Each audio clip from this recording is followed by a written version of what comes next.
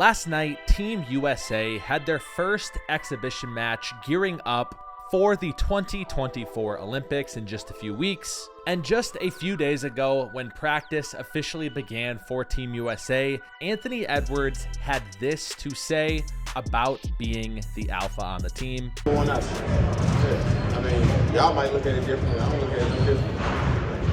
Out there and be myself, shoot my shots, play defense, and they got to fit in and play around me. That's how I feel. You feel like you were in the number one option out there? What you think? I think so. Okay. Now, of course, he's kind of talking tongue-in-cheek a little bit. He even mentioned later about Kevin Durant being the guy they need to go to at the end of games. However, the 22-year-old is very confident, and he proved last night in the first game that he meant everything he said with being the number one option. So let's get right into it. Team USA versus Team Canada. This is the first of 5 exhibition matches gearing up for July 27th when group play will start. Team USA's coaching staff consisted of Steve Kerr and assisted by Mark Few, Tyronn Lue, and Eric Spoelstra, decided to go with Steph Curry, LeBron James, Drew Holiday, Devin Booker, and Joel Embiid for their starting lineup. This definitely wouldn't have been my first choice. I would have loved to see Jason Tatum in there and Anthony Edwards over Drew Holiday and Devin Booker. Team Canada is coached by Jordi Fernandez, an assistant coach for the Sacramento Kings the past couple years. He coached them to a bronze medal in the FIBA World Cup last year, and he is now the new head coach for the Brooklyn Nets. And Team Canada's starting lineup consisted of Shai Gilgeous-Alexander, Jamal Murray, Dylan Brooks, RJ Barrett, and Dwight Powell. And for this first unit for Team USA, it was an awful first quarter. They started out with just 1 point in the first 4 minutes, missing their first 6 shots. Team Canada gets out to an 11-1 lead early. The shots they generated were not very good. There was not much ball movement or dribble penetration. And quickly, Anthony Davis would sub in for Joel Embiid. Steph Curry gets this 3 to get Team USA on the board. And then Steve Kerr goes immediately to his second unit: Anthony Edwards, Jason Tatum, Tyrese Halliburton, and Bam Adebayo alongside Anthony Davis. This second unit was much better immediately. Check out this layup from Anthony Edwards, 12-6, and then this pass off of what looked to be a pull-up jumper to Bam Adebayo. Team USA would still be down 21-14 at the end of the first quarter, turning the ball over 8 times to start. The second unit would stay out there to start the second quarter. Anthony Edwards just immediately and continually looks like the best player on the floor, hits this bank shot, and then a pull-up, bringing the lead down to just 1 point. And at this point, the first unit would finally get things rolling. Devin Booker hits this bank shot. LeBron James, 39 years old, blocks this shot, and Devin Booker hits a 3. Team USA finally up 28-23. And then after another Anthony Edwards pull-up and this Jason Tatum drive with a dunk to end the half, Team USA would be up 41-32.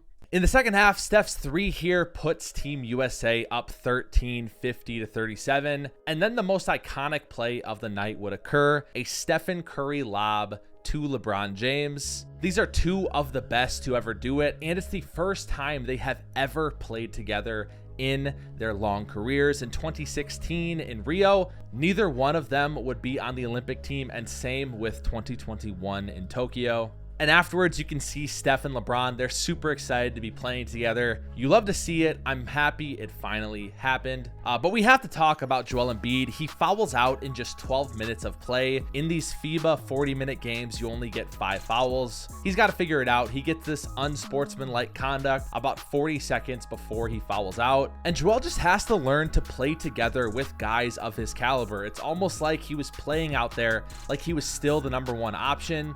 You have to play within the flow. You have to keep the ball moving. And remember that almost every player out there is on the same level as you. This is not Philadelphia. Anthony Edwards then hits this 3 to end the quarter, and Team USA is now up 15, 69-54. I have to remind you, this Team Canada team is a very good team with longevity. They have continuity. They just played together last summer, winning the bronze medal, like I mentioned earlier, with a lot of the same players. SGA was on that team. Dylan Brooks was on that team. Nikhil Alexander-Walker, Kelly Olynyk, and of course, Lou Dort and RJ Barrett as well. And also, if we just take a quick comparison between last year's 2023 FIBA World Cup United States team that fell short of medaling versus this year's Olympic team, this is such a massive upgrade, and something we will eventually talk about, which is this Team USA one of the best of all time? What would they have to do to compete with a 1992 Dream Team, a 2008 Redeem Team? But just in terms of on paper and pure talent, I think there is at least an argument to be made there that this team could have the most talent of any in Olympic history. Of course, it hurts that Kawhi is no longer on the team, but still, we don't even have Kevin Durant back yet. I also want to say Tyrese Halliburton was awesome in this game. He only scored 2 points, but he had a team high 6 assists, which is pretty wild when you're full of superstars in just 20 minutes of play. And he also had 4 steals. Team USA beats this Team Canada 86-72. Anthony Edwards leads the way with a team high 13 points on 60% shooting. But to me, it's more than that. Immediately, he just looked like the best player on Team USA. He was playing in rhythm. He wasn't forcing. He was moving without the ball. That first unit's terrible start will get better, of course. But honestly, Joel Embiid, like I said earlier, he's got to figure it out. There was too much standing around, too much pounding the ball, trying to get to his spot, posting up. And I think some of that will come with playing together more. That first unit has obviously so much star power, but I do think Steve Kerr, Eric Spoelstra, Tyronn Lue can figure out a little bit of a better cohesive first unit. I do have to say though, if Joel Embiid doesn't want to continually be a meme on the internet, he has to figure something out. The fact he fouled out in 12 minutes of play and played as poorly as he did while getting scrutinized for playing for Team USA. I'm not saying it's fair. At the same time, like, Joel Embiid grew up here. I understand why he wants to play for Team USA. However, he's a super easy target. The internet already does not like him, and so he better figure it out quick, or else he's just going to become the butt of every joke this entire Olympic season. Drew Holiday did a fantastic job on SGA, holding him to 3 for 10 from the field. Jamal Murray was just 2 for 8 as well. Anthony Davis had 10, 11, and 4 blocks, a night and day difference with him on the floor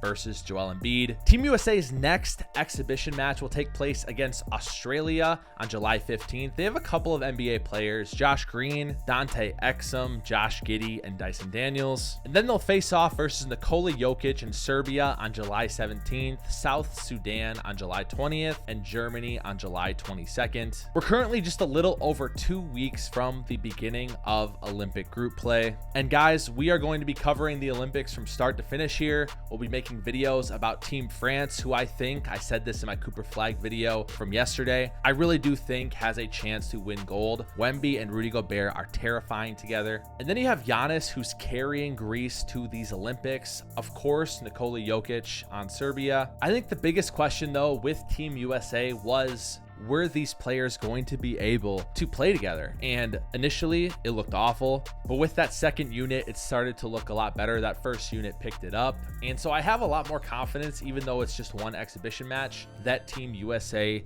can reach their full potential in these Olympics. But also, I think it's okay to say that 1992 and 2008 did not have teams like Team Canada and even Team France. Just the level of talent on those teams, to me, outweighs the teams of the past. However, the United States still needs to take care of business. They should handle every team they play. I'm not saying they have to beat Team France or Team Canada by 30. Like, these teams have actually really talented players on them, but they should be able to handle every team they play by 10 to 15 points. And if they can't, they're not even going to be close to being in contention for one of the best Olympic teams of all time. But I do think this is a profound moment in national team history. I mean, LeBron James is 39 years old, Steph Curry's 36, Kevin Durant's 35. This really is like the changing of the guard, and probably the last Olympics for guys like this. So it would be really cool for them to go out with some of the younger guys on this roster, becoming one of the best national teams of all time. And as an American, of course, you should want this. I'm not sure why a lot of people like to crap on Team USA and are hoping that they fail almost. But regardless, man, that's the internet. This team is unbelievably talented. We'll see what they can do over the next couple weeks. We're still waiting on Kevin Durant to return from his calf injury. Kawhi Leonard has left to focus on rehabbing for the NBA season. We now have Derek White as a replacement. And stay tuned as well, because Las Vegas Summer League starts this Saturday. We've already had a couple of fun showings in these little tiny summer leagues leading up to it, with performances like Khalil Ware going for 26 and 11 and Zach Edey looking fantastic. Dylan Jones has been hooping too. So the summer league season is going to be a blast. The Olympic season is going to be a blast. This is a super fun off season in what is usually more of a dry time of year. So let's enjoy it together. I'll be making a video on almost everything that goes down. Thank you guys for watching. If you missed my Cooper Flag video, scrimmaging versus Team USA, performing as the best player for Team Select, check that out here. And if you're into more historical videos, I have this Jerry West video where I went through, broke down every single year of his career. Thank you guys so much for watching this video. Look out for these future videos in the next couple days. And as always, we'll see ya on the hardwood.